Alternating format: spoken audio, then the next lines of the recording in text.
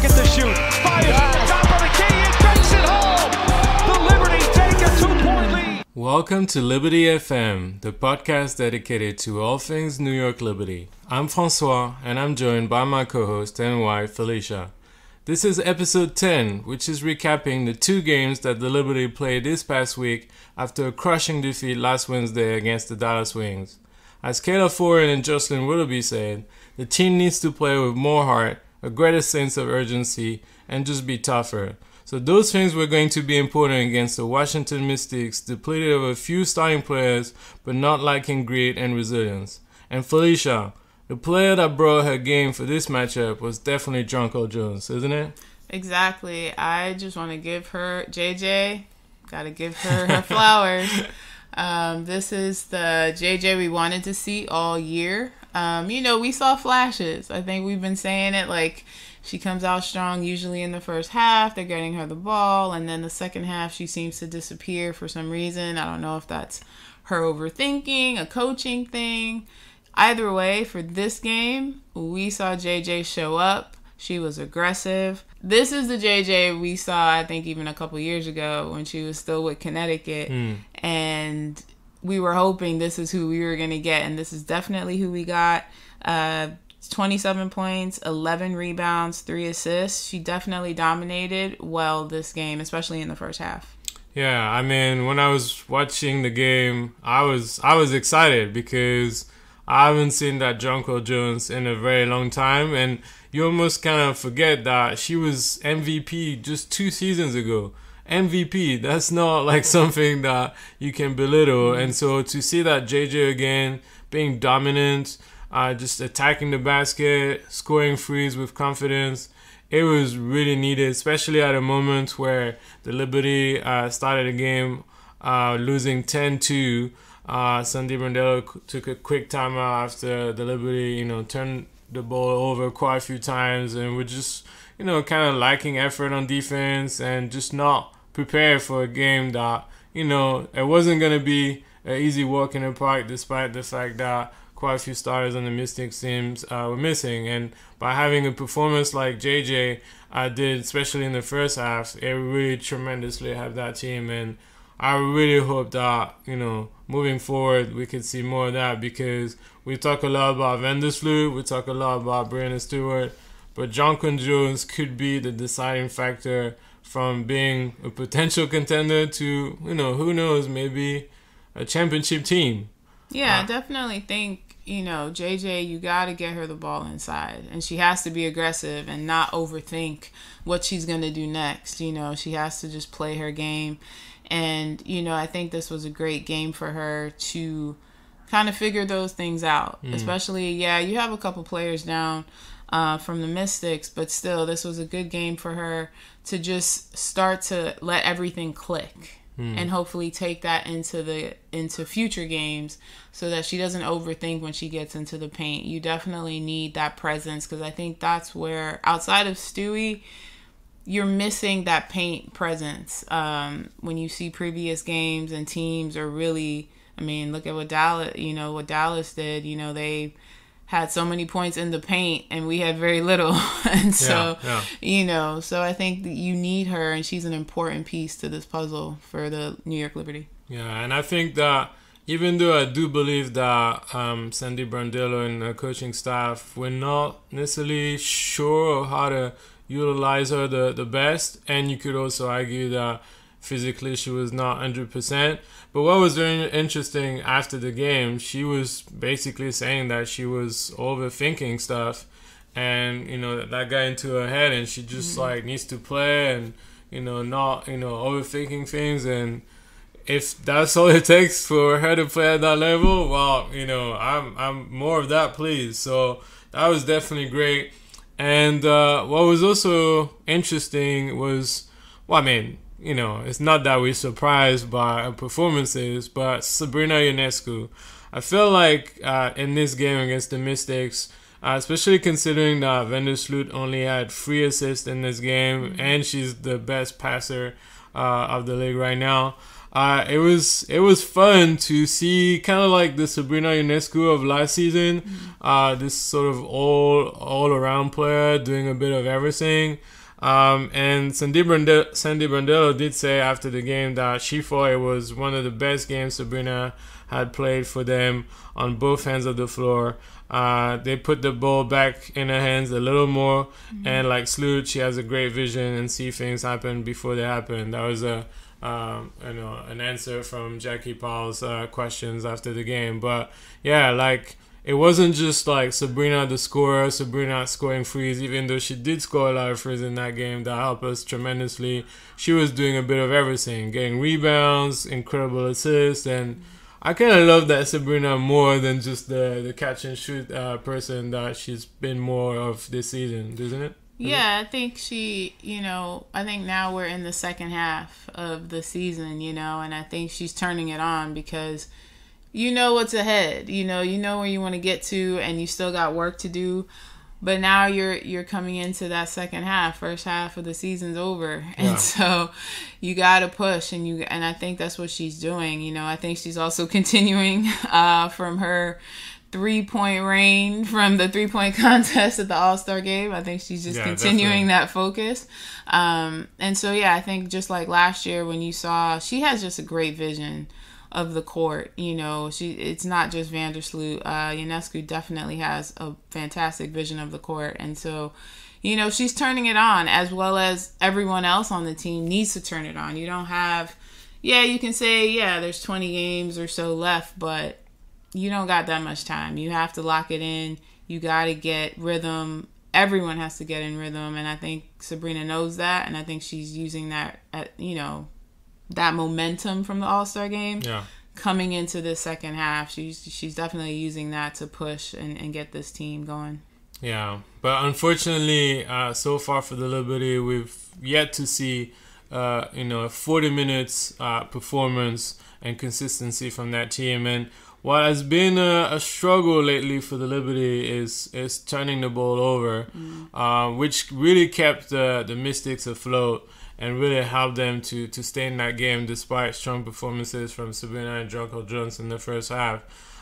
So that was definitely something that I was kind of frustrated, like rushing for no particular reason. Like, they get the ball, they try to play fast when there's no really like much need because the defense is already set, and then just throwing the ball to a teammate that is not looking around, or just like a too predictable pass that the defense can read and steal the ball. So it was kind of like frustrating because it gave a lifeline to the Mystics, and it was the same against Dallas as well, like silly turnovers versus only 2 turnovers for Dallas. So that's something really to be careful about. They really have to hone in on the turnovers. I think in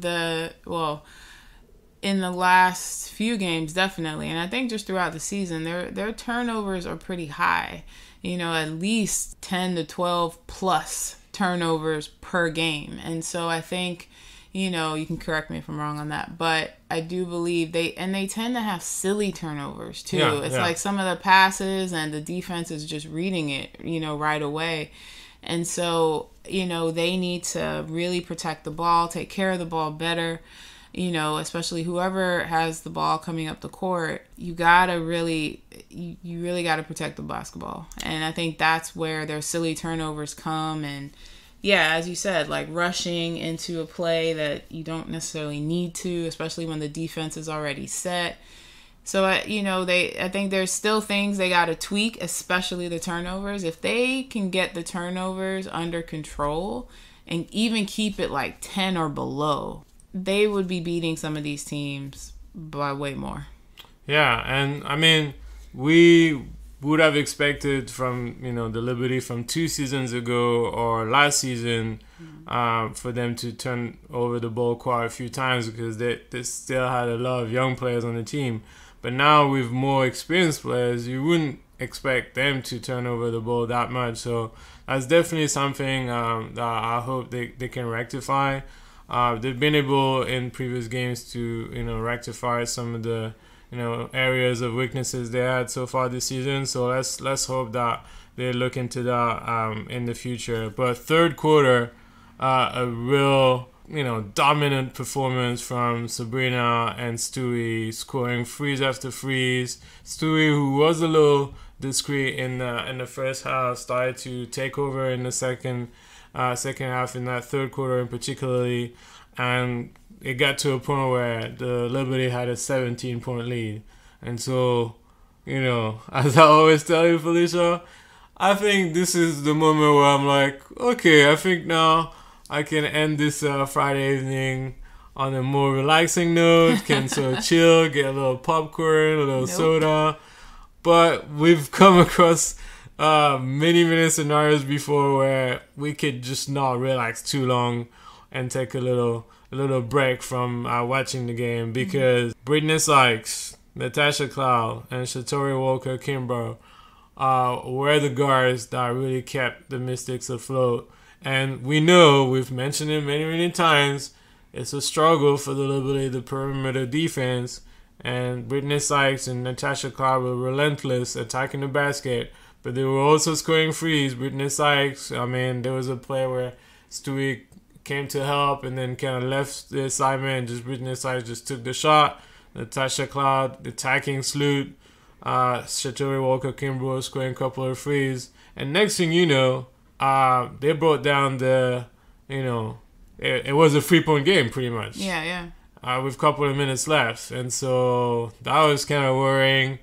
But that's the difference this year. We have players of experience, and it would have been a loss maybe last season, but it wasn't, this game. And the Liberty were able to sort of sustain the comeback of the Mystics, taking quite a few boards, scoring when they needed to, and ended up winning that game 96-87. And so I was happy that we got the win, because if the Liberty had lost, considering that the Mystics were missing Shakira Austin, Ariel Atkins, Elena Donovan, that wouldn't have been a good look for the Liberty to lose that game. So glad they got the win. I'm definitely happy they got the win. I think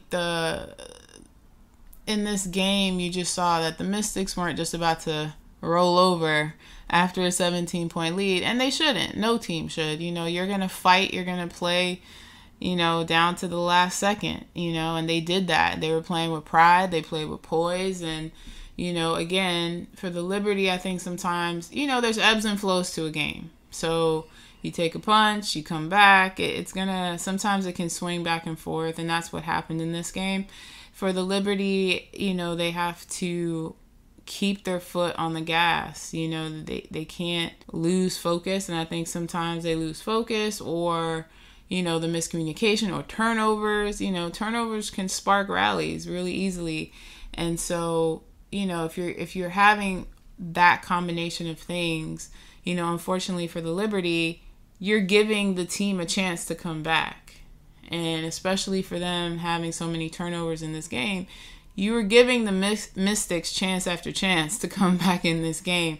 And, with Sykes and Natasha Cloud, they are going to fight.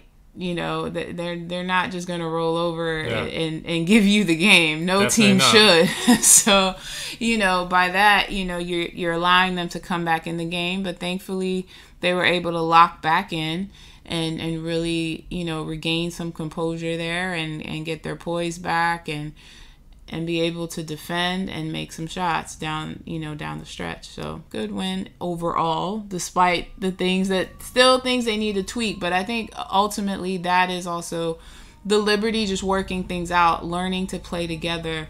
This is their first year really all playing together. So, especially with all the new additions. So, I don't think anyone thought with the newer additions that it was just going to click automatically. It's going to take some time, and it's going to take the season. Hopefully we're on the winning end of the season, but again, right now with these in this second half, it has to click on all cylinders for the Liberty. Yeah, and another thing that could be sort of insignificant, but to me I felt it was really important, was Marine Johannès in this game. She only scored 5 points and was only 1 for 5 from the 3-point line. But I definitely noticed that she was very active on defense. She had 6 rebounds, which is very unusual for Marine. And just the activity on defense, being disruptive when people were trying to attack the basket. She was trying to, block the shots and making it harder for some of the guards of the Mystics. And I think, in the past, she was missing a lot of shots. Just like she would be over her head, overthinking things, and, sort of stop playing or stop playing at the level that we're accustomed for her to play. But I felt like this time around it didn't affect her at all. And I noticed what was very interesting, prior to the game of, today at the time we record the podcast, before the game against the Indiana Fever, Dawson said about Marine, and Jackie Paul asked her that question. She said that every night she plays hard, and she told her that before the game to play with the fun that she does and not worry about what happens. And I think that's what happens. She played more free, and good things come from that. Like the alley-oop pass that she gave to Stewie. And when Marine was asked about, the struggle that she's been going through those past few games, she said, I'm trying to not overthink. I have to find a way to have a positive impact on the court, and I just want to play with joy and help the team as much as I can. And I think that was definitely the case against the Mystics. She didn't necessarily score a lot of points. Field goal was still a little shaky, but she still continued to play and be resourceful for the team. Yeah, she was in a slump for a little while. I think she's slowly coming out of that slump. And, when any player, you get into a slump, it can really affect your confidence if you let it. And so for her, just seeing shots go through, even the previous game, she had a couple of shots there. And you could see after one of her threes, Sabrina went up to her and just, hugged her. And I think just trying to encourage her, because you could see the last game against the Dallas Wings, she was a little frustrated that when the shots finally went down, she still looked frustrated, just kind of finally something's going down, And so, yeah, she's going to keep shooting. The shots will come. And so I think also what's good for her is that she's doing the little things, the other things that are needed on the court. Getting rebounds, being a good defensive presence, just being a disruptor for the other team. Even if the shots aren't going down for her, her teammates are making the shots. So, it's a game for her where I hope it's a good turning point for the rest of the season for Marine. All right, thanks, Felicia. So let's now move on to Sunday's game as we record this podcast on the day of that game. The matchup for the third time against the Indiana Fever. And what we could say is that it was probably the most dominant and complete performance we've seen the Liberty playing this season. And, oh boy, what a first quarter, wasn't it? That was fantastic. This is the Liberty team we were hoping to see. Yeah, this is what the vision was, and they showed out, especially in the first quarter. 44 points, the most ever. The most points ever in the history of the WNBA in a quarter. So at first, when I look at some point I look at the score, I was like, oh my god, we're already in the 40s. And then I was like, that's got to be a New York Liberty record. But then after that, we checked, and it was actually a WNBA record. Everything was clicking. Jonquel Jones, continued where she left off, in that game against the Mystics. And this time around, it had more significance because it was against Aliyah Boston, one of the rising stars of the WNBA, and one player that has been dominant on the inside against the Liberty. So I was really happy to see Jonquel Jones continuing to dominate. Very three-pointers with confidence, attacking the basket, the JJ that we want to see moving forward.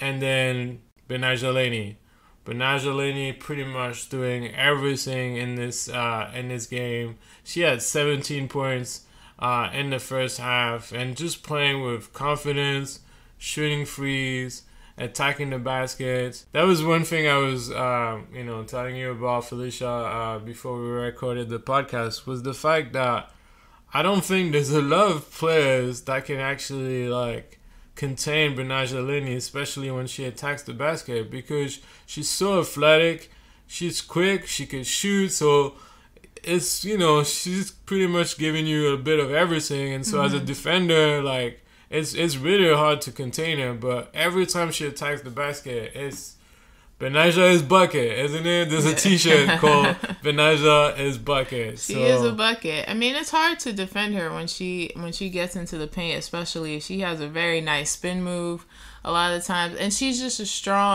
overall, she's a strong defender, one. And then her offensive presence, it just makes it hard for any defender. It's not easy to contain her. I think the only times I've seen her this season where she may turn over the ball in the paint is if she's like double or triple teamed. So otherwise, you go one-on-one, the likelihood is Betnijah's going to get you a bucket. So, kudos to her. She had a great game, as did practically all the Liberty scored except Epiphany Prince. Everyone, got fed today. So, I think, but Epiphany only played a few minutes throughout the game, I think, total. So, it was a great win, a great complete win for the Liberty. You didn't feel like there's still ebbs and flows in the game. So I think that's natural with any game, but they definitely kept their poise and they kept it going all game. Would it be too presumptuous to say that maybe in the ideal world, Sandy Brandello listened to our last podcast, and we can only hope that she listened to our podcast or read some tweets from fans that she needs to, play a bench a little bit more. And yeah, what a great contribution from the bench. They had 29 points. That's the most I've seen, Brandello using a bench from very early on. Now, obviously, it helps when you are like 44-17 by the end of the first quarter. But everybody was involved, and that was a great thing to see. And moving forward, we're going to need everybody. So yeah, I think, as much as we hope and wish that Sandy is listening to our podcast. She did, I'm sure of it. you keep being sure of that. But I think she also realizes they're about to enter an 8-game stretch in a matter of 2 weeks, or just slightly shy of 2 weeks. They're about to, I think, play 8 games or so. Listen, we're gonna have to camp. We're gonna have to camp at the Barclays Center next week or this upcoming week, because with 3 home games, with a back-to-back Thursday and Friday, we might have to camp at the Barclays. So yeah, definitely a lot of games ahead. Yeah. So she knows she's gonna need her bench, and it's a good thing that she put them in today, and she started to play a little bit the previous game as well. But it's important that, they get in rhythm now than throwing them in somewhere, in this 8-game stretch. That's just not going to help. So even for everyone to come in at some point during the game today and just get minutes and defend, I mean, everybody was contributing well today. Yeah. Obviously Willoughby was Thornton, great on defense. Willoughby was great on defense. You got to give it to her. And she got a couple of points. She had a nice 3. So she has a way of standing, being, staying with the person she has to defend, and has a way when she raises her arm to make it difficult for the offensive player to take a shot, and a way to not foul, which is something that sadly is still working on. Willoughby does a perfect job every time to make it really hard for. And you're gonna need her. You're gonna need her down the stretch. You're gonna need a defensive presence. It can't just be Thornton and Laney. You're gonna need some more defense, and everyone's gonna contribute. Everyone's gonna play their role defensively. But you need her, and you're gonna need her in certain spots. And so I think she did a great job today as well.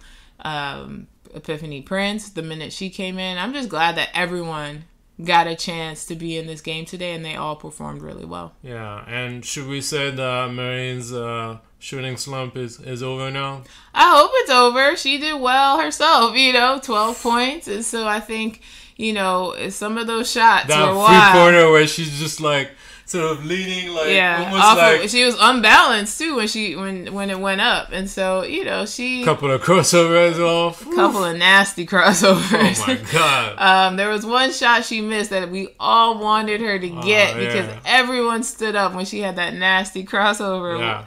Was it on Hull? I think it was Lexi Hall that poor suffered from that a little ankle breaker. I know there was another player as well, Wallace, I think, who suffered from that as well. But that's also the Marine that we want to see. You know, the confident player. Obviously, you know, we kind of expect now that she, you know, does those flashy plays. But you know, more than that, it's just like being effective, being, you know, attacking, playing with confidence, and she did that, and that was great to see. Like, everything was clicking, so it was, you know, it was a beautiful thing to watch. And the great thing was that also defensively, I know the first two games, Aliyah Boston was quite a handful on the inside, but this time around she only had 6 points and 3 rebounds, and we felt like Jonquel Jones and the team overall did a great job to contain her, wasn't it? Yeah, they frustrated her a lot. You could tell she was definitely frustrated on the court, and Jonquel did such a great job defending on her. She really stuck to her and made sure to get the position every time. You know, I think Aliyah Boston only really had 2 shots that went down, and then the other 2 points, it was a foul. So. She was in foul trouble, so she had, you know, quickly 3 fouls in the first quarter, so that's definitely going to disrupt the flow of your game when you have to go on the bench so early. But then when she came back, I mean, I don't think she scored at all in the second half. Now, I know there's been a lot of debates. I've been reading a lot of debates on Twitter that, you know, there's a lot of, you know, Aliyah Boston fans, and rightfully so. But there's always this talk as to whether the Indiana Fever should feed her more on the inside. And, you know, I think it's a combination of both. Like, they didn't give her the ball enough on the inside in the second half, but there was also a great defense by Jonquel Jones. I saw Stewie as well helping out maybe, you know, to the risk of her own well-being, because that big foul in the first quarter was scary. But I felt like they had a plan against Aliyah Boston, and it definitely worked, wasn't it? Yeah, it definitely worked out well. You know, I think also when a team gets down into a hole, and they were in a hole, you know, I mean, 44 points for the Liberty, and I don't think... Yeah, they didn't even get to 20 points, I don't think, in the first quarter. They scored 17 points. They won the second quarter 29-24, but, you know, when you lose by so much in the first quarter, it's going to be hard to catch up. So it's hard to catch up, and you tend to start looking for 3-point balls. You tend to go away from what is your bread and butter, and a lot of that is getting the ball to Aliyah Boston. Now, Jonquel Jones also defended her well. There were definitely times where it was going to be hard to get the ball into her, and so, you know, Jonquel Jones came and she did her job to try to shut her down and then make the other players beat you, and their shots just weren't going down as they hoped. So that just also built a bigger hole, which advantage went to the Liberty on that. So, you know, she's a phenomenal player. There's no question. That was the one player I was watching for today who could really take it to the Liberty and to JJ, but they held their ground. They shut her down. It got her frustrated. And once you get a player frustrated and in their head sometimes, you can take advantage, and that's what they did today. Yeah, and so, you know, my biggest thing before the game was, and I told you that before, like, I just want to have a full 40 minutes of great basketball. Now, obviously, it's hard to play a great basketball for 40 minutes. Like, the other team is often, you know, always going to make runs, or, you know, you're going to sort of relax. But I was really happy to see that in the second half, they kind of maintained that lead between 20, 25 points. And the fact that the Liberty played more as a team this time around, moving the ball over, like, it wasn't stagnant. It wasn't like, let's just give the ball to Stewie to bail us out. And in a way, I mean, obviously, it was scary when she, got elbowed by Aliyah Boston. It was obviously an accident. It wasn't done on purpose or anything. But the fact that Stewie had to stay on the bench for a little while just to rest and put some ice on her jaw, on her mouth, and maybe it kind of helped the Liberty because like now we have to sort of make sure that we rely on other players and just the way they just distributed the ball. Sabrina once again. Being a great distributor. Vandersloot having more assists this time around than the last game, I felt was actually beneficial for the Liberty. And yeah, the Indiana Fever didn't make a comeback in this game. We kind of sustained that lead all throughout the game. Yeah, and even when Indiana tried to make any sort of comeback, when they got, I think at one point we were up by 30. They got the point. I think they got it down to 19. Sandy took a quick timeout, and she was not trying to let go of that lead. And I appreciate that. She was taking the timeouts when necessary, when she could tell. Even though we're up by 30, she did not want the momentum to shift. And, like the last game, you saw when that momentum shifted and they were up by 17, 20 points from the third quarter. And we know what happened there. They got the win, but barely. And so, I think it was a good day overall for the team and for the coaching staff. Yeah, and Brandello did mention it after the game where she said that for the most part they executed the defensive plan, and she was really happy of how unselfish the team was. The fact they find great shots and they play with poise today. And I left the Vikings happy. I was like, man, I didn't stress at all in this game. The game was, quite fluid. Like, wasn't too many timeouts or fouls or reviews or whatever that lasted for 10 minutes. It was overall a great win.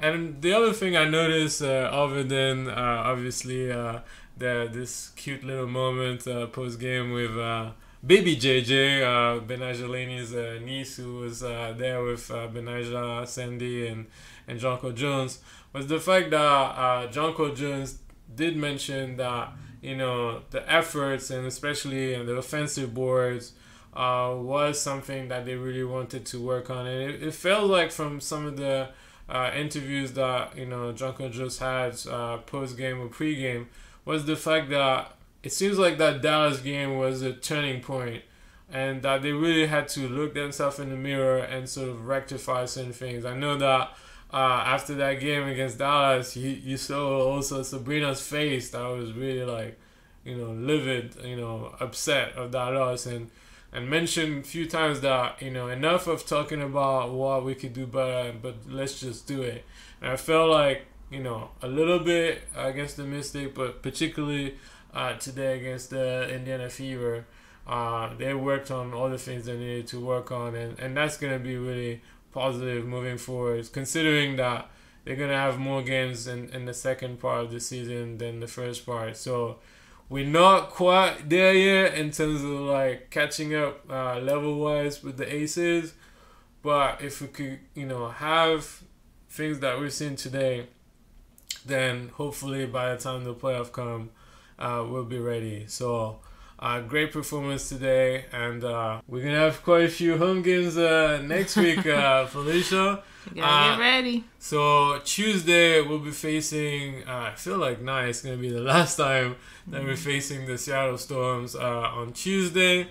Thursday we're gonna face another time the Atlanta Dreams. I think that's also the last time we're facing them. We already faced them 3 times, but we do have a little revenge to take on the Dream because they beat us at the Barclays the last time around. We beat them twice in Atlanta, but they beat us in New York, so definitely looking forward to that game.